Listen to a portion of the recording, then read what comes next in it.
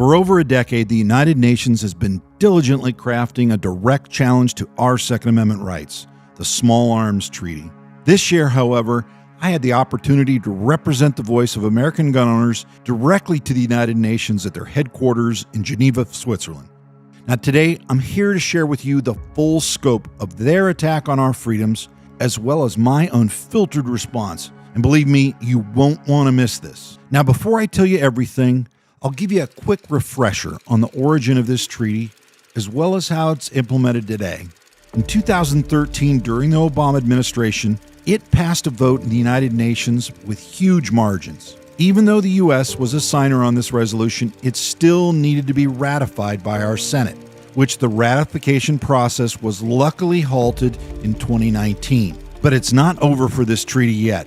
With a looming election, a future president could easily reestablish support and force it through the Senate. Because of that, we're not taking any chances. There was only one issue. This was my first time attending a UN meeting in person. So I reached out to a friend of mine from Europe, and yes, there are still some conservatives in Europe, to help me navigate the bureaucracy of the United Nations. Hello, I'm Ruben Navarro, and I'm the UN Liaison for NAGR. You may be asking yourself, what is Spaniards doing in this video? I've been defending values and principles that are close to my heart. I've been defending freedom of religion, freedom of speech, and at some point I got introduced to Dudley Brown. Now, I had the chance to deliver not one, but two speeches. My first served as an introduction, setting the stage. In the second, I seized the moment to confront the issues head-on. What the president of NAGR said inside the room shocked a lot of people, because they think that the governments are there to protect them, and unfortunately, it's not always the case. Ruben hit the nail on the head, and when we split it off to attend the unrecorded side meetings, it was the same regurgitated rhetoric that we've heard here in the States a million times. But one thing was immediately apparent. What we've been saying about the arms trade treaty for years was outright confirmed.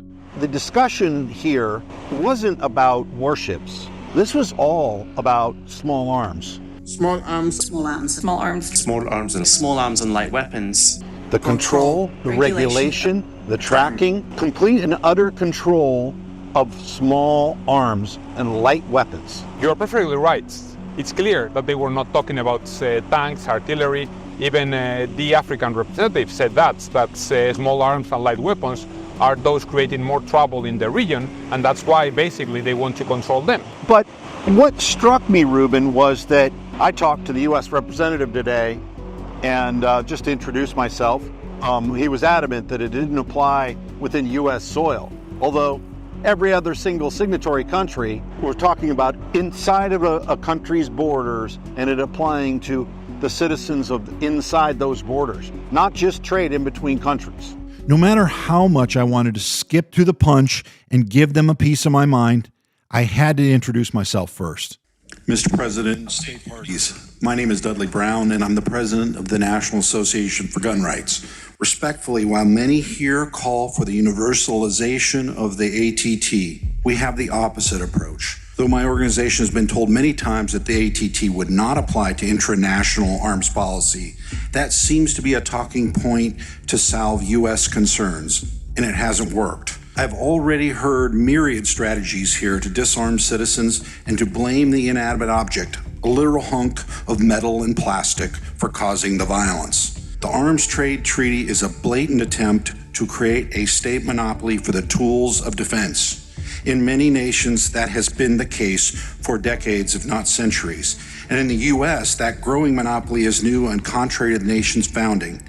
My organization has been the main impediment to the ratification of the Arms Trade Treaty in the U.S. Senate, and that will not change. I submit to this gathering that giving the state the monopoly of the possession of small arms is dangerous to all free-thinking individuals and liberty as a whole. Thank you. Now, I knew I wasn't going to change anyone's mind. The fact of the matter is, these diplomats are willing to go to any lengths to implement their agenda.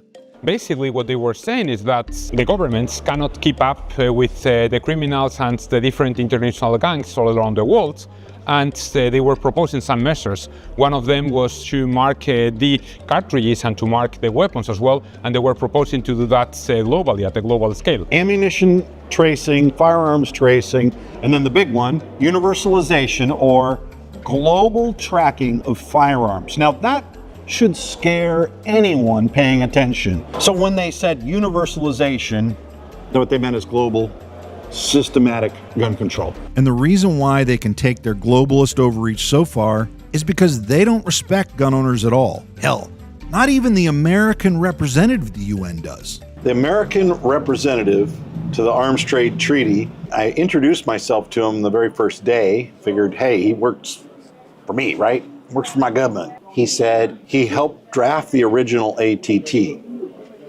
And okay, so not our type of American. Not really our type of American. And he immediately led off with, I don't agree with you. He said, I think that the state should have the sole monopoly over the tools of self-defense. Oh, that's not concerning. No, not concerning at all. Yeah. And then I asked him, I said, what would you tell a woman who is being assaulted? Okay, you don't think that somebody should have a gun, so would you use a chair to beat them off of your wife or daughter? He did not have an answer, and frankly, he couldn't answer that he would do anything. That is the beta male of all beta males. I have no concept of these kind of clowns. I don't get it. I just don't get it. And I never will. For an entire decade, the Conference of State Parties has continued on without ever hearing the opinion of American gun owners. For once, I would force them to listen, and I didn't plan on sugarcoating it. The National Association for Gun Rights. Thank you, Mr. President. Currently, the U.S. is home to more than 500 million civilian-owned firearms, 10% of which could be defined as assault rifles. How does the UN ATT deal with a nation with not only so many small arms, but whose very foundation and national identity is wrapped around armed defiance? It's an inherent challenge to the state monopoly on small arms.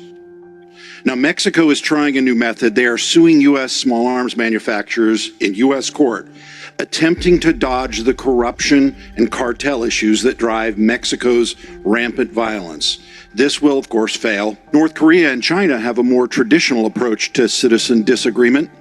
We all know what that looks like.